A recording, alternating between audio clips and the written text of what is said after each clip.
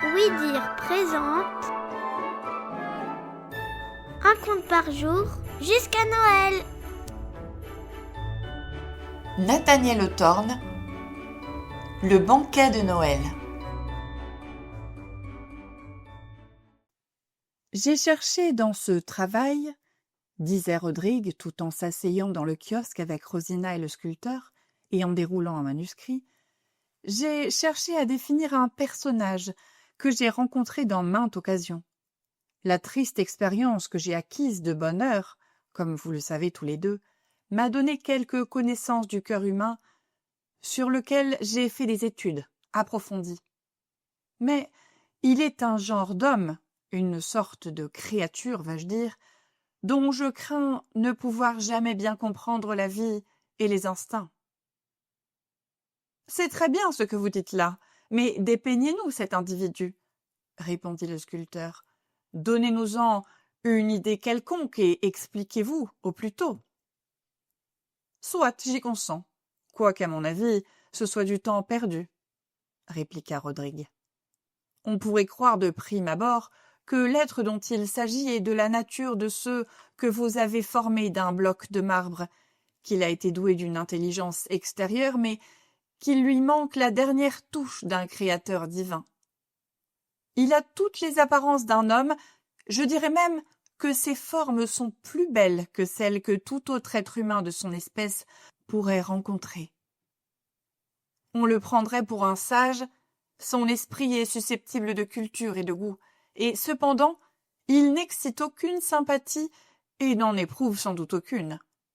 Quand on le connaît intimement, on découvre qu'il est glacé, immatériel. C'est une simple vapeur perdue dans l'immensité. « Je crois, observa Rosina, que j'ai une certaine idée de l'être dont vous voulez parler. »« Tant mieux, répondit le mari de cette charmante femme en souriant du bout des lèvres. « Mais n'anticipez pas sur mes paroles et ne cherchez pas à définir d'avance ce que je vais lire. J'ai créé dans le récit que voilà un homme qui probablement n'a jamais existé. Comprenant ce qui manque à son organisation spirituelle, parcourant le monde sans éprouver aucune émotion et désirant changer son fardeau d'insensibilité contre un fardeau de chagrin réel, contre une angoisse de douleur plus affreuse que tout ce que le sort puisse envoyer à un misérable condamné à vivre sur la terre. » Rodrigue, probablement satisfait de cette préface, commença à lire ce qui suit. Un vieux gentilhomme fit dans son testament un legs tout à fait en rapport avec la vie mélancolique et excentrique qu'il avait menée. Il laissa une somme considérable dont l'intérêt devait servir annuellement et pour toujours à organiser le jour de Noël un banquet auquel prendraient part 10 personnes choisies parmi les plus malheureuses qu'on pourrait trouver dans le pays. L'intention du testateur n'était pas de faire oublier à des infortunés leur chagrin pour quelques heures. Il voulait au contraire agir de telle sorte qu'ils en ressentissent mieux les atteintes. En choisissant même ce jour consacré et ordinairement joyeux, où ceux qui étaient invités au banquet auraient pu perdre un instant la souvenance de leurs maux au milieu des acclamations de joie proclamées à l'occasion de cette solennité par toute la chrétienté, le testateur n'avait que l'intention de perpétuer son peu de foi dans les œuvres de la Providence, laquelle, prétendait-il, s'inquiétait fort peu du sort des pauvres humains. Le vieux gentilhomme avait désigné pour exécuteurs testamentaires 2 de ses plus intimes amis qui étaient comme lui de sombres humoristes et dont la seule occupation était d'observer tous les malheurs auxquels nous sommes exposés. Il se refusait même à l'évidence qui prouve qu'un Dieu bienfaisant a placé le bien à côté du mal et que chaque devoir que nous accomplissons, tout pénible qu'il soit, est la source d'un vrai plaisir. Ces 2 philosophes, d'un genre tout particulier, était donc chargé d'inviter les convives du banquet ou de les choisir parmi ceux qui prétendaient avoir quelque droit à assister à ce bizarre festin. Le premier repas eut lieu. Pour dire vrai, l'aspect des convives n'était pas fait pour satisfaire ceux qui les auraient aperçus rangés autour de cette table, car les chagrins de ces personnages ne suffisaient pas pour donner une idée du grand nombre de souffrances répandues sur la terre. Et pourtant, après un examen de quelques instants, on ne pouvait contester que ces souffrances, tout en provenant de causes en apparence imaginaires, accusaient néanmoins la nature de notre organisation. Les décorations de la salle du banquet étaient arrangées de manière à rappeler aux convives que le seul but que nous soyons sûrs d'atteindre ici-bas, c'est la mort. Telle avait été la pensée immuable du testateur. Éclairée au moyen de torches, cette salle était toute tendue de draps noirs, ornée de guirlandes faites de branches de cyprès et de couronnes d'immortelles séchées, semblables à celles qu'on jette sur les cercueils. Chaque assiette était entourée de persil. Le vin décanté dans une urne d'argent était versé à chaque convive dans de petits vases pareils à des lacrymatoires romains. Les exécuteurs de ce legs singulier, je ne saurais dire si c'était leur goût qui avait présidé à tous ces détails, n'avaient pas oublié l'usage des anciens Égyptiens qui plaçaient un squelette à la table du festin dans le but de se moquer de la gaieté des convives. Le squelette était enveloppé d'un manteau noir et placé sur un siège au centre de la table. On prétendait que le testateur lui-même avait vécu en compagnie de ce triste emblème de la mort, et qu'il avait stipulé dans son testament qu'on placerait chaque année ce squelette au milieu des 10 convives qu'il invitait au banquet de la fête de Noël. Selon toute probabilité, le vieux gentilhomme désirait prouver que, pendant sa longue existence, il n'avait jamais cru à une autre vie. « Que signifie cette couronne ?» demandèrent à la fois plusieurs invités en entrant dans la salle où le banquet était préparé. Ces gens faisaient allusion à une couronne de cyprès appendue à l'extrémité du bras du squelette qui sortait seul des plis du manteau noir dont il était enveloppé. Un des exécuteurs testamentaires répondit « C'est une couronne qui sera offerte non pas au plus digne, mais au plus malheureux lorsqu'il aura prouvé qu'il a le droit de l'obtenir. » Le premier invité était un homme d'un caractère doux, mais tout à fait dénué d'énergie pour combattre le profond découragement auquel il était naturellement enclin. Aussi, sans que rien en apparence pût l'empêcher de prétendre au bonheur, avait-il passé sa vie dans la plus molle indolence, à tel point que son sang, ayant presque oublié de circuler dans ses veines, oppressait sa poitrine et faisait battre son cœur avec violence. Son malheur dépendait donc de son organisation. Le deuxième convive était misérable parce qu'il avait un esprit inquiet et malade. Il était même devenu tellement impressionnable qu'un mot piquant d'un ennemi, la plaisanterie la plus inoffensive d'un étranger, la pression d'une main amie lui était pénible, comme c'est ordinairement l'habitude de ces gens-là. La principale occupation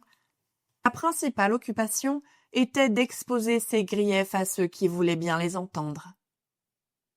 Le troisième individu était un hypocondriaque qui, à son imagination, faisait trouver des monstres partout. Il en apercevait même au coin du feu. Il se figurait voir des dragons dans les nuages, des esprits infernaux cachés sous les traits des plus jolies femmes, quelque chose d'affreux et de malfaisant dans tout ce que la nature offre de plus enchanteur.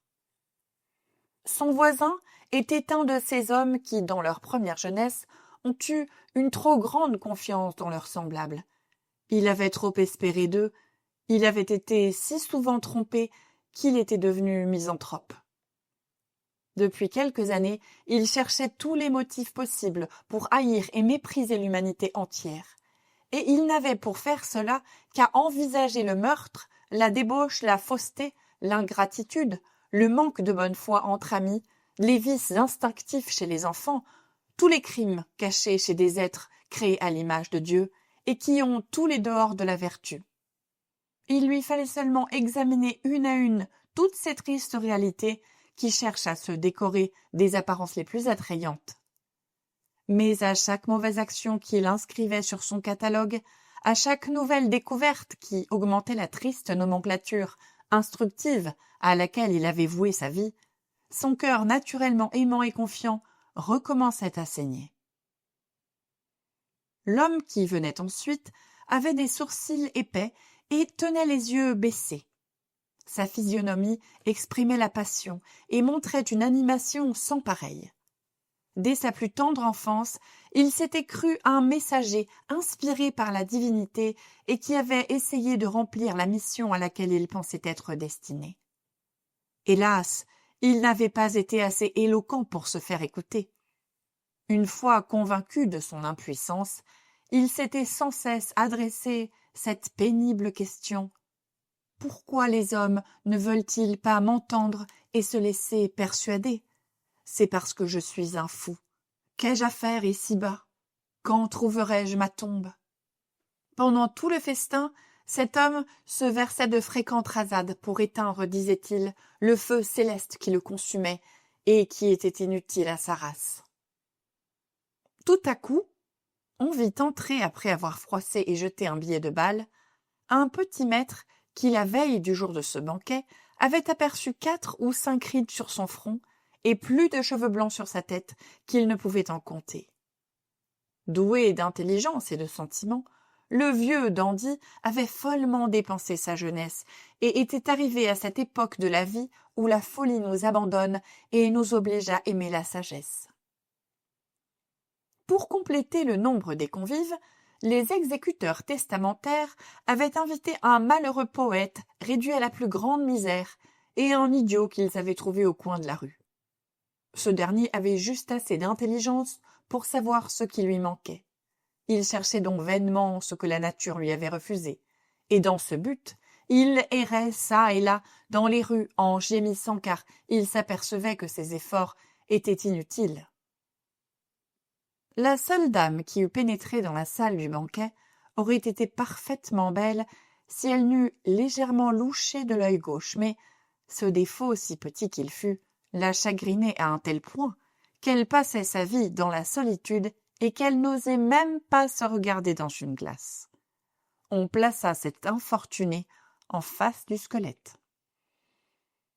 Il nous reste un autre convive à décrire. C'était un jeune homme de bonne mine, à l'air doux, au maintien élégant.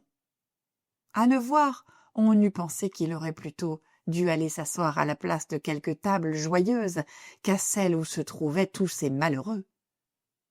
Un bruit de murmure s'éleva parmi les autres convives lorsqu'ils remarquèrent le regard inquisiteur jeté sur eux par le nouveau venu.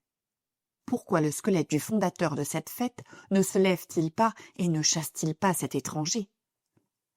C'est honteux, ajouta le malade qui éprouva un nouvel élancement au cœur.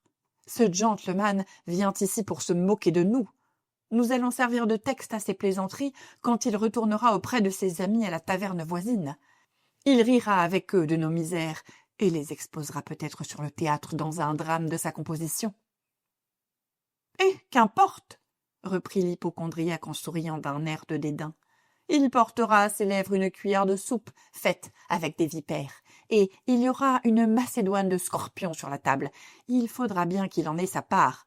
Après tout, si notre banquet de Noël lui convient, il y reviendra l'année prochaine. »« Ne le troublez pas, » murmura avec douceur le personnage mélancolique. « Peu importe qu'il acquiert, quelques années plus tôt ou plus tard, la conscience du malheur. Si ce jeune homme se croit heureux maintenant, laissez-le s'asseoir parmi nous, car il ignore quels sont les maux qui l'attendent. » Le pauvre idiot s'approcha du nouveau convive avec cet air inquiet et inquisiteur qu'on remarquait toujours en lui, ce qui faisait dire qu'il était sans cesse à la recherche de l'esprit qui lui manquait. Après s'être livré à un court examen, le pauvre insensé toucha la main de l'étranger tout en retirant immédiatement la sienne. Puis Il branla la tête et un frisson parcourut ses membres. « Oh, c'est froid, c'est froid !» s'écria l'idiot. Le jeune homme ne put réprimer un frisson de terreur et sourit pourtant avec grâce.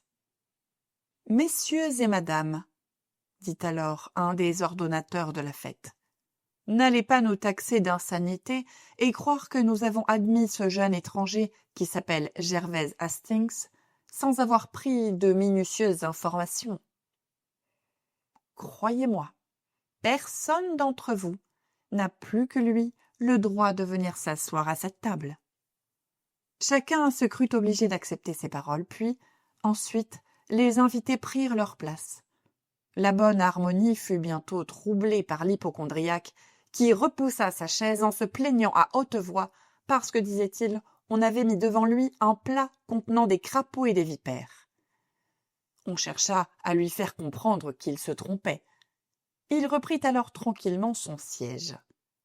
Le vin coulait à grands flots de l'urne sépulcrale, mais on eût dit qu'il en sortait de sombres inspirations, ainsi qu'au lieu d'exciter à la gaieté, il ne servait qu'à augmenter la tristesse générale. Les convives se racontaient des histoires effrayantes sur certains personnages qui auraient eu de grands droits à venir s'asseoir parmi eux. On parlait des maux auxquels tous les hommes sont exposés, de crimes horribles, d'existences qui n'avaient été que de longues agonies, d'autres qui paraissaient heureuses et qui avaient été empoisonnées tôt ou tard par de cuisants chagrins. On s'entretenait des derniers moments des humains, de leurs dernières paroles, des instructions qu'on pouvait en tirer, des différentes manières de mettre fin à ces jours par des moyens préférables à employer pour y parvenir. Le couteau, le poison, la noyade, la pendaison ou la vapeur du charbon. La plupart des convives, comme c'est l'habitude chez les gens très affligés, aimaient à parler de leur malheur et cherchaient à en faire le sujet de la conversation générale. Ils voulaient avant tout prouver que leur propre infortune était la plus grande de tous. Le misanthrope, énumérant tous les torts du genre humain à son égard, prétendait que l'homme est incapable d'éprouver aucun bon sentiment, et il se plaisait à rappeler tous les faits qui pouvaient appuyer son opinion. Depuis, dès qu'il eut exprimé sa manière de penser, il cacha son visage dans ses mains et pleura amèrement. Ce banquet, on le voit, était une fête à laquelle chaque homme et chaque femme, quelque favorisés qu'ils fussent par la fortune, eût pu dans un moment donné réclamer le triste privilège d'assister. Tant que dura le festin, on remarqua que le jeune étranger, Gervaise Hastings, n'éprouvait pas la moindre émotion.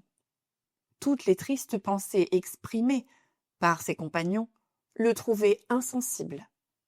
Son regard trahissait plus d'étonnement que celui du pauvre idiot, dont le cœur cherchait à comprendre et qui souvent parvenait à son but. La conversation de Gervaise était froide, incisive, légère et souvent éloquente, mais on découvrait que celui qui parlait n'avait jamais aimé ni souffert. « Monsieur !» dit d'un ton brusque le misanthrope, qui répondit à quelques observations d'Hastings. « Je vous prie de ne plus m'adresser la parole. Nous ne pouvons nous comprendre, car nos sentiments n'ont rien de sympathique. De quel droit êtes-vous venu vous joindre à nous? Je ne saurais le deviner, mais il me semble qu'après avoir prononcé les phrases malséantes que nous venons d'entendre, vous devez nous considérer, mes compagnons et moi, comme des ombres flottant sur la muraille. À vrai dire, vous nous produisez le même effet. » Le jeune homme se prit à sourire, s'inclina avec politesse, repoussa sa chaise en arrière sans se lever et boutonna son habit sur sa poitrine, comme si la salle du festin fût devenue plus froide. L'idiot fixa encore une fois son regard mélancolique sur le jeune homme et murmura ces paroles. « C'est froid, c'est froid, c'est froid !» Le banquet une fois terminé, les convives se retirèrent. À peine eurent-ils franchi le seuil de la porte que la scène qui venait d'avoir lieu ne semblait plus à leur souvenir que la vision d'un esprit malade.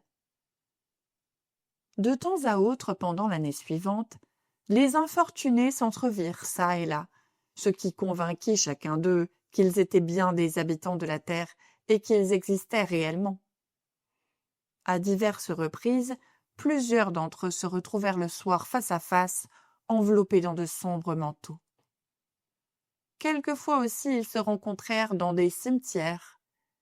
Il arriva aussi que certains convives du banquet de Noël tressaillirent en se reconnaissant à la lumière du soleil au milieu d'une rue fréquentée où ils erraient comme des spectres. Sans doute ces gens-là étaient surpris que le squelette ne sortît pas aussi à l'heure de midi.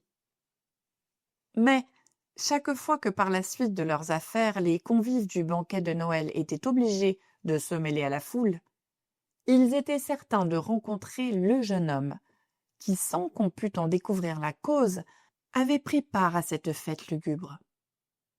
En le voyant se mêler aux heureux du jour, en apercevant son œil brillant, en entendant résonner ses paroles légères et insouciantes, chacun d'eux se disait en lui-même avec indignation: « Oh, quel traître, quel vil imposteur!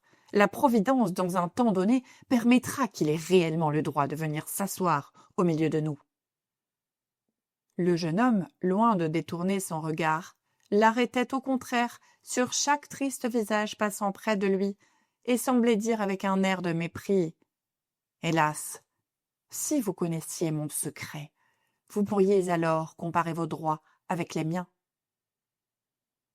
Les mois et les heures s'écoulèrent et ramenèrent les gaietés de Noël, accompagnées des cérémonies de l'église, des jeux, des festins et de la joie sur tous les visages.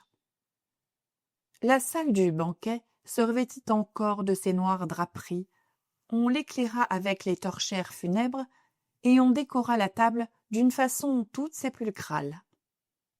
Le squelette, recouvert de son manteau, reprit sa place désignée, tenant entre les doigts la couronne de cyprès, présent destiné au convive le plus affligé. Comme les ordonnateurs de la fête étaient certains que l'on trouverait toujours sur la terre de nouvelles misères, et comme ils désiraient jouir de ce spectacle sous toutes les formes, ils ne crurent pas convenable de réunir les convives de l'année précédente. De nouvelles figures vinrent donc se placer autour de la table. Là se trouvait un jeune homme à la conscience timorée qui portait une tache de sang dans son cœur, souvenir de la mort de l'un de ses semblables, mort qui, pour la plus grande torture, avait été suivie de circonstances si extraordinaires que le malheureux pensait que ses souffrances venaient des vœux qu'il avait formés pour que la mort le visitât lui-même à son tour. En effet, depuis l'époque de ce meurtre, l'existence de cet homme était empoisonnée. Il vivait dans une perpétuelle agonie, s'accusant intérieurement d'avoir tué son semblable. Sans cesse il avait présent à la mémoire tous les détails de la terrible catastrophe. C'était là sa seule pensée. À côté de cet homme, il y avait une mère, autrefois heureuse et maintenant désolée. Il s'était cependant écoulé un grand nombre d'années depuis le jour où elle était allée à une grande partie de plaisir et avait trouvé à son tour son petit enfant étouffé dans son berceau. Toujours, depuis cet instant funeste, la malheureuse était persécutée par cette terrible pensée que son enfant étouffait dans son cercueil. Cette malheureuse avait pour voisine, au banquet de Noël, une vieille dame qui, depuis son adolescence, avait été atteinte d'un tremblement convulsif qui ébranlait toute sa personne. Rien n'était plus effrayant que l'aspect de son ombre vacillante sur la muraille. Ses lèvres tremblaient et l'expression de ses yeux semblait annoncer que son âme était aussi agitée. Cet état provenait de la confusion qui existait dans son intelligence. Personne ne pouvait dire quel terrible chagrin avait frappé l'infortuné d'une manière aussi cruelle. Les exécuteurs testamentaires avaient pourtant jugé qu'il devait l'admettre au nombre des convives, non d'après ce qu'il connaissait de son histoire, mais sur la seule inspection de son triste visage. Les convives ne purent réprimer un mouvement de surprise lorsqu'ils virent apparaître un certain Monsieur Smith, gentleman à la face rubiconde, qui avait probablement reçu plus d'une invitation bien préférable à celle qui le conviait à cette fête. L'expression ordinaire de la physionomie de ce personnage annonçait que pour la cause la plus futile, il était disposé à rire. Smith évitait cependant tout ce qui pouvait exciter sa gaieté, car il était atteint d'une maladie de cœur. Toute émotion de joie pouvait lui être fatale, et l'animation produite par de riantes pensées aurait pu occasionner la même fin terrible. Eu égard à cette triste situation, M. Smith s'était fait admettre au banquet dans l'espoir d'y puiser un fond de mélancolie qui prolongerait ses jours. On avait aussi invité 2 époux, pour cette seule raison bien connue de tous, qu'ils étaient affreusement malheureux dès qu'ils se trouvaient réunis. Il allait donc sans dire qu'ils devaient se rencontrer à ce festin. Pour faire pendant à ces 2 malheureux, on apercevait autour de cette table 2 autres individus qui n'avaient jamais été mariés. Dans leur première jeunesse, ils s'étaient promis de s'adorer toujours, mais séparés par les circonstances, ils étaient demeurés si longtemps l'un de l'autre que maintenant ils ne pouvaient plus sympathiser. Isolés dans la vie, ces 2 êtres considéraient l'éternité comme un désert sans bornes. Près du squelette était assis un des plus joyeux fils de la terre, un spéculateur, un chercheur d'or. Sa principale affaire étant son grand livre, la bourse, lui servait de prison. Ce personnage avait été fort surpris en recevant cette invitation, car il se figurait être le plus fortuné des mortels. Ceux qui l'avaient convié au festin déclaraient qu'ils ne savaient pas combien grande était sa misère. Un instant après, on vit entrer dans la salle un individu avec lequel nos lecteurs ont déjà fait connaissance. C'était Gervaise Hastings, dont la présence l'année précédente avait soulevé tant de questions et causé de nombreuses critiques. Hastings, encore, s'assit à la même place avec l'intime conviction qu'elle lui appartenait et qu'il n'avait nullement besoin de l'assentiment d'autrui, et pourtant, chose étonnante, son air enjoué, sa physionomie placide, ne trahissaient aucun chagrin. Ceux qui l'examinaient et qui étaient experts dans l'art de découvrir les peines de leurs semblables regardèrent un instant Gervaise Hastings et, tout en branlant la tête, n'éprouvèrent pour lui aucune sympathie. « Qui est donc ce jeune homme ?» demanda l'homme à la conscience troublée. « Assurément, il n'a jamais souffert. De quel droit vient-il s'asseoir parmi nous ?»« Savez-vous que c'est très mal d'entrer ici sans être frappé d'un chagrin mortel ?» murmura la vieille dame d'une voix aussi tremblante que l'était toute sa personne. « Quittez-nous, jeune homme. Votre cœur n'a jamais été brisé, et je tremble plus encore pour mon repos, rien qu'à vous regarder. » « Son cœur brisé ? Oh non, j'en réponds !» répliqua M. Smith en portant la main sur la poitrine et s'efforçant de paraître triste, car il craignait de se livrer à un fatal éclat de rire. « Je connais bien ce gentleman. Il a devant lui les plus belles espérances, aussi ne doit-il pas se mêler à nous. Il n'a pas plus le droit de s'asseoir à cette table que l'enfant qui n'est pas encore né. Il ne fut jamais malheureux, et probablement il ne le sera jamais. »« Très honorés convives !» s'écrièrent alors les ordonnateurs du banquet. « Allons de grâce, ayez confiance en nous, et soyez certains du moins que notre profonde vénération pour la mémoire de celui qui a institué ce festin ne nous permet pas de désobéir à ses dernières volontés. Recevez ce jeune homme à votre table, qu'il vous suffise de vous assurer qu'aucun de vous ne voudrait troquer son cœur pour celui qui bat dans la poitrine de Gervaise Hastings. Si cela était, j'en serais enchanté, très enchanté, répliqua M. Smith avec un mélange de joie et de tristesse. Mais ces messieurs ne savent pas ce qu'ils disent. Mon cœur est le seul qui souffre réellement ici, puisque certainement il sera la cause de ma mort. » Malgré toutes ces récriminations, comme le jugement des exécuteurs testamentaires était sans appel, la compagnie prit place autour de la table. Le convive qu'on aurait volontiers expulsé n'entama la conversation avec aucun de ses voisins. Il paraissait seulement écouter avec une grande attention dans l'espoir de découvrir quelque vérité. À vrai dire, les plaintes exprimées par ces infortunés ne pouvaient point être le sujet d'une instruction ou d'une consolation, quelles qu'elles fussent pour personne. La conversation générale parut si absurde au bon monsieur Smith qu'il ne put s'empêcher d'éclater de rire, quoique ses médecins lui eussent expressément défendu cette incartade. Et certes la science avait raison cette fois, car le malheureux tomba en arrière en faisant une affreuse grimace et expira sur-le-champ. Cette catastrophe mit fin au repas. « Et quoi, vous ne tremblez pas ?»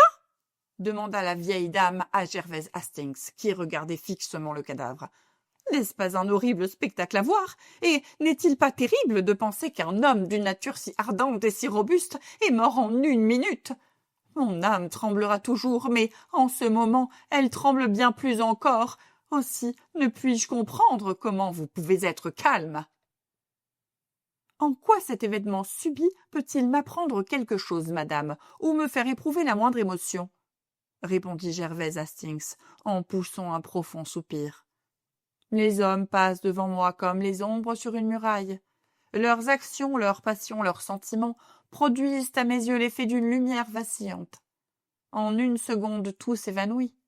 Ni ce cadavre, ni ce squelette, ni le tremblement continuel de cette vieille dame ne peuvent me procurer la sensation que je cherche. » Les convives se séparèrent. Nous n'entrerons pas dans les détails les plus circonstanciés sur ces singuliers festins, lesquels, selon la volonté du fondateur, eurent lieu régulièrement à l'époque désignée.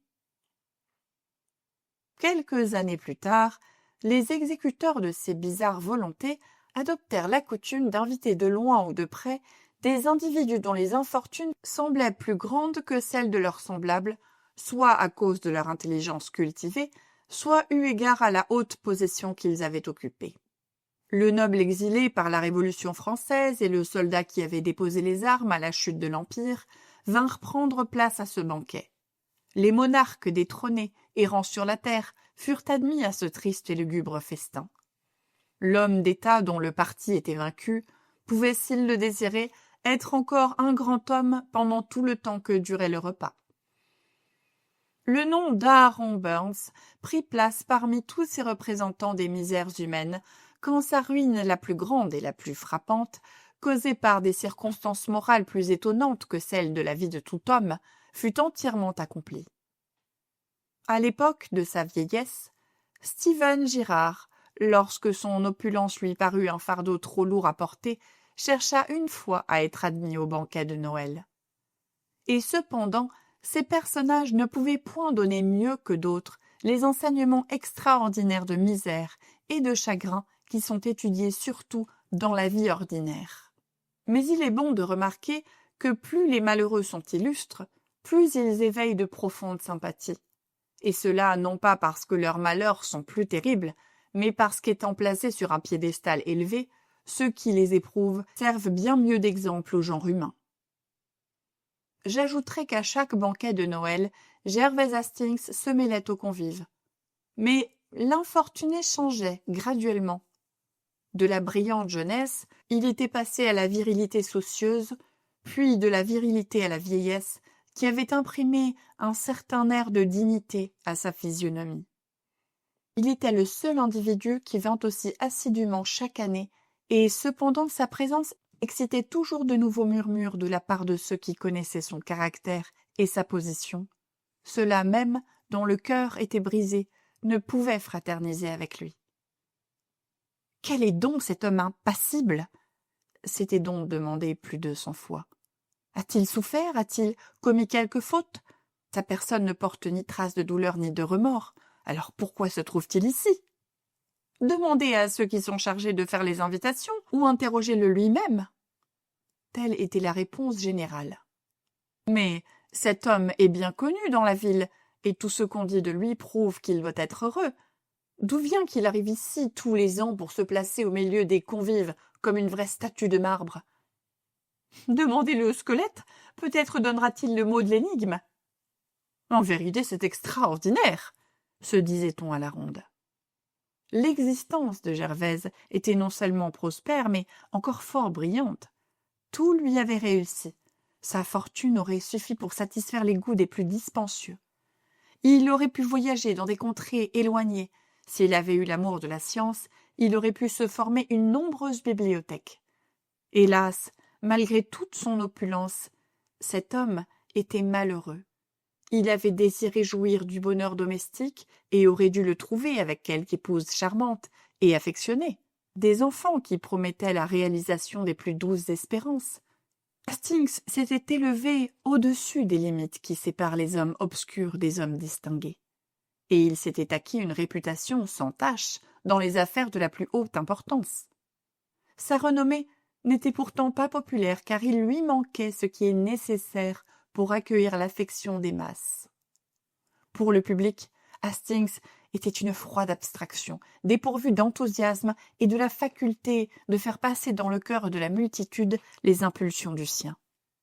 C'est surtout à ce don divin que le peuple reconnaît ses favoris. J'ajouterai que ceux qui étaient admis dans l'intimité de cet infortuné et qui désiraient l'aimer étaient effrayés de voir que cela leur était impossible. Ils l'approuvaient et l'admiraient, mais dans ces moments où l'esprit humain cherche à découvrir la réalité, ils s'éloignaient de Gervaise, qui n'avait pas le pouvoir de leur donner ce qu'ils voulaient trouver. Et ils éprouvaient ce sentiment de regret que l'on ressent quand on retire sa main après l'avoir tendue à une ombre que l'on a aperçue sur la muraille. La jeunesse d'Hastings tout à coup disparut, et l'effet qu'il produisait devinrent bientôt plus perceptibles. Ses enfants, lorsqu'il leur tendait les bras, venaient sans la moindre joie s'asseoir sur ses genoux. Bien plus, il n'y prenait jamais place sans y être invité. Sa femme pleurait en secret et s'accusait intérieurement de rester insensible auprès de lui. Hastings lui-même paraissait ressentir les effets de cette froideur qu'il répandait sur tout ce qui l'entourait. Il aurait donné tout au monde pour pouvoir se réchauffer. La vieillesse qui l'accabla avant l'âge l'engourdit bientôt plus encore. Un jour, il perdit sa femme et quelques-uns de ses enfants, puis ensuite les autres le quittèrent, et le vieux Gervase Hastings resta seul. Il ne désirait plus d'entourage. C'est ainsi qu'il continua à vivre, et à chaque fête de Noël, il ne manquait pas de se rendre au lugubre banquet. Son privilège était devenu un droit, et s'il avait réclamé la place d'honneur, le squelette lui aurait cédé. Lorsqu'Hastings eut atteint ses 80 ans, cet homme au visage pâle, au front chauve et à la physionomie immobile, voulut venir encore une fois s'installer à la place du banquet de Noël, où il était admis tous les ans. Sa physionomie était toujours impassible. Le temps l'avait changé à l'extérieur, mais intérieurement, il ne lui avait fait ni bien ni mal. Avant de s'asseoir dans le fauteuil qui lui était destiné, Hastings jeta un regard inquisiteur autour de la table, dans le but de s'assurer qu'il n'y retrouverait pas quelques-uns des anciens convives. Le malheureux n'avait rien appris à ces tristes fêtes. Il ignorait encore ce profond secret, la vie dans la vie, qui se manifeste par la joie ou par le chagrin. « Mes amis !» fit tout à coup Hastings, en prenant cet air d'assurance seul permis à un convive de fondation. « Soyez les bienvenus. Je bois à tous vos vœux dans cette coupe sépulcrale. » Les invités répondirent avec urbanité, mais d'une manière qui prouvait qu'ils ne sympathisaient pas avec ce personnage. Il avait un aspect glacial, et tous semblaient dire qu'il refusait de le reconnaître pour un de leurs frères. Donnons avant tout à nos lecteurs une description succincte de ceux qui assistaient au banquet. Là se trouvait un ministre protestant très enthousiaste, appartenant probablement à la famille de ces anciens puritains qui avaient foi en leur vocation et qui se comptaient au nombre des puissants de la terre. Cédant aux tendances de l'époque, ce ministre s'était éloigné des principes sévères de la foi primitive. Son esprit errait dans d'obscures régions où il ne trouvait que des ténèbres et des déceptions. Ses idées étaient tellement confuses que bien souvent il se tordait les mains avec désespoir, tandis qu'en d'autres circonstances il riait de sa propre folie.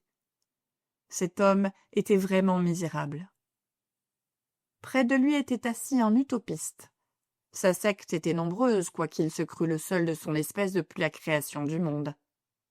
Cet individu avait formé le projet de faire disparaître de la surface du globe toutes les douleurs physiques et morales et d'assurer le bonheur de chacun. Mais l'incrédulité des hommes l'empêchait d'accomplir ses projets. Son chagrin était tellement profond que tous les maux auxquels il ne pouvait remédier semblaient s'être appesantis sur lui. Un vieillard, d'un aspect fort simple, couvert de vêtements noirs, attirait ensuite l'attention des personnes présentes. On le prenait pour le père Miller, qui paraissait s'abandonner au désespoir en attendant le moment fatal qui devait tout anéantir. Là se trouvait encore un homme connu pour son orgueil et son obstination. Il avait possédé de grandes richesses, il s'était vu à la tête d'une grande administration où il avait pu régir despotiquement ses subordonnés qui tremblaient en sa présence. Mais quand survint une ruine totale, tout son pouvoir avait disparu. On remarquait aussi un philanthrope qui s'affligeait tellement de tous les malheurs des humains et de la négligence qu'on mettait à prendre des mesures générales pour les soulager, qu'il n'avait pas le courage de faire le peu de bien dont il était capable. Ce personnage se contentait d'être malheureux par sympathie. Près de lui était assis un individu dont l'espèce ne date que de l'époque actuelle. Depuis qu'il avait atteint l'âge où on lit les journaux, il s'était vanté d'appartenir à un parti politique. Pendant les discussions des dernières années, son esprit s'était tellement troublé qu'il ne savait plus à quel parti s'attacher. Le chagrin qu'éprouvait cet homme ne peut être compris que par ceux qui l'ont éprouvé. À son côté, on avait placé un orateur populaire qui avait perdu la voix. Et comme c'était là à peu près tout ce qu'il possédait, il était tombé dans un état de mélancolie désespérée. À la table du banquet se trouvaient aussi deux dames. L'une était une pauvre ouvrière, presque morte de faim, malade de la poitrine. Elle représentait là 1 million de femmes de sa condition, toutes aussi misérables qu'elle. L'autre personne était une femme douée d'une mâle énergie dont elle ne pouvait faire usage. Cette pauvre infortunée était presque devenue folle en voyant que son sexe était exclu des affaires. Comme le nombre des convives était complet, on avait joué une petite table pour 3 ou 4 pauvres chercheurs d'emploi que les ordonnateurs du festin avaient cru pouvoir admettre. Ces pauvres diables étaient dans une si grande détresse qu'ils avaient réellement besoin d'un bon repas. Tous ceux qui assistaient à ce banquet étaient vraiment dignes de compassion. Le vieux Gervaise les intéressait peu, et il aurait pu disparaître sans qu'aucun des convives demandât « Où est-il allé ?» « Monsieur, dit enfin le philanthrope à Hastings, voici bien des années que vous prenez part à cette fête, et probablement vous avez tiré de la vue de tous ces convives du malheur de très utiles enseignements. J'envie votre sort. Pouvez-vous me révéler un secret pour remédier à la masse des misères qui affligent le monde ? Je ne connais qu'une seule misère, répondit Gervaise d'un air tranquille, et c'est la mienne. La vôtre, répliqua le philanthrope. Si vous vous rappelez l'existence heureuse et brillante que vous avez menée toute votre vie, comment osez-vous dire que vous êtes le seul infortuné de l'espèce humaine ? Je vous le dirais que vous ne comprendriez pas, répliqua Gervaise Hastings d'une voix faible. Personne ne m'a compris, pas même ceux qui étaient atteints du même mal que moi. Ce que j'éprouve est l'absence de toute espèce de passion. Il me semble que mon cœur est formé de vapeur. Il m'est impossible de saisir la réalité. Ainsi, en ayant l'air de posséder tout ce qui est au pouvoir des hommes, tout ce qu'ils désirent, je n'ai réellement rien possédé, ni joie, ni chagrin. Toute chose, toute personne, et j'ai eu la preuve de ce que j'avance à cette table même depuis que je viens m'y asseoir, m'ont fait l'effet d'ombres vacillant sur la muraille. Ma femme, mes enfants et mes amis ont produit sur moi la même sensation. Il en est de même de vous que je vois devant moi. Je n'ai réellement pas connu l'existence, et je ne suis moi-même qu'une ombre, comme tout ce qui m'entoure. Et que pensez-vous de l'autre vie? Demanda Hastings le ministre, en levant les yeux au ciel. Hélas, je suis plus malheureux que vous, répliqua le vieillard, car je n'ai pas la faculté nécessaire pour craindre ou pour espérer. Mon malheur est le seul au monde, ma souffrance est la seule qui ne guérit pas. Ce cœur froid, cette existence sans réalité, ah, c'est une montagne de glace qui pèse sur ma poitrine. Le hasard fit qu'à la fin de cette conversation, les ligaments usés du squelette se détachèrent, et tout à coup, ses os desséchés et la couronne de cyprès tombèrent sur la table. Cet incident attira l'attention des convives, et fut cause que l'on perdit Hastings de vue pendant quelques instants. Lorsque les membres du banquet reportèrent leurs regards sur le vieillard, ils s'aperçurent qu'il avait subi une transformation complète. Son ombre avait cessé de vaciller sur la muraille. « Et maintenant, Rosine, que pensez-vous de ce récit ?» demanda Rodrigue en roulant le manuscrit qu'il venait de lire. « Franchement, je vous répondrai que votre apologue n'est pas entièrement complet, » répliqua-t-elle. « Je comprends bien le caractère que vous avez cherché à dépeindre, mais si je le comprends, c'est plutôt à force d'y penser que grâce à la clarté de ce que vous venez de me raconter. »« Oh, ce que vous éprouvez est inévitable, » observa le sculpteur. « Comme les caractères sont tous négatifs, si Gervase Hastings avait éprouvé le moindre chagrin au banquet de Noël, il eût été bien plus facile de définir son caractère. Il existe dans le monde des personnages pareils à cet homme, et de temps en temps, nous rencontrons ces monstres dans le sens moral.